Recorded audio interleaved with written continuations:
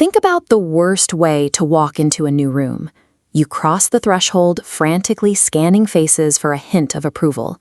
You let out a nervous laugh, and you immediately try to shrink or bend your own behavior to fit the existing dynamic of the group.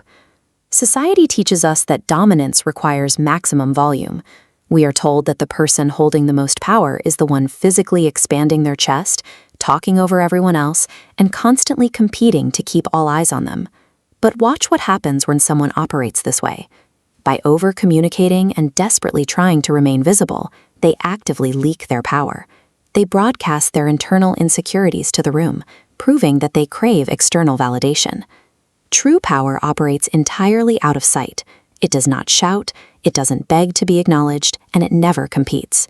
You can be physically present, yet completely psychologically distant. Niccolo Machiavelli observed that no one anoints a king. He simply acts with an unshakable conviction, forcing the surrounding environment to adapt to him rather than adjusting to the environment. By intentionally withdrawing your energy and your sound, you generate a magnetic pull. We call this psychological gravity, a silent mechanism that effortlessly commands human attention without you having to lift a single finger. Physical presence requires internal preparation.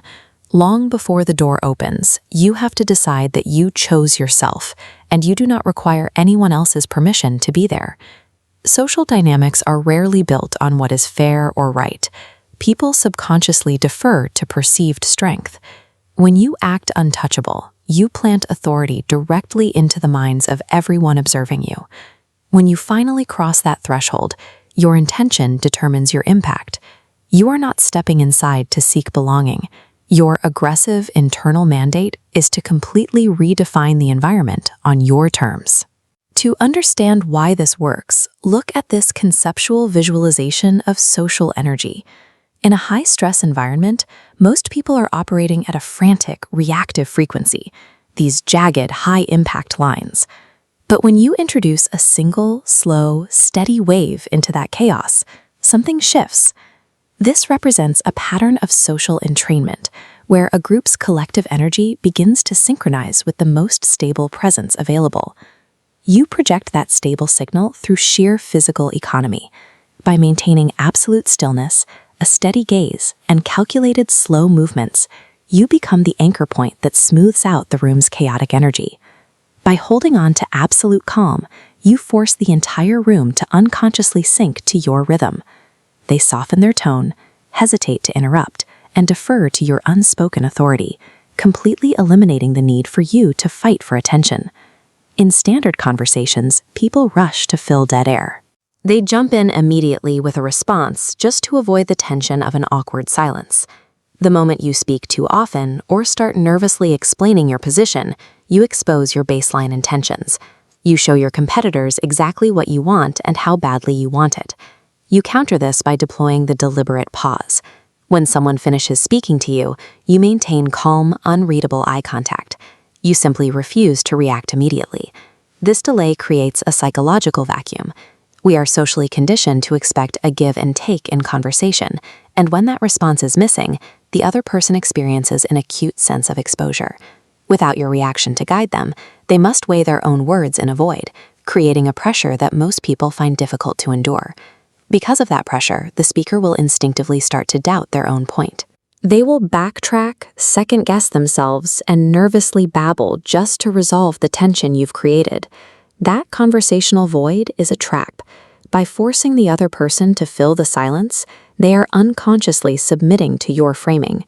Your silence becomes their obsession, and they defer to your authority without you saying a word. To sustain this psychological gravity over time, you have to cultivate emotional detachment.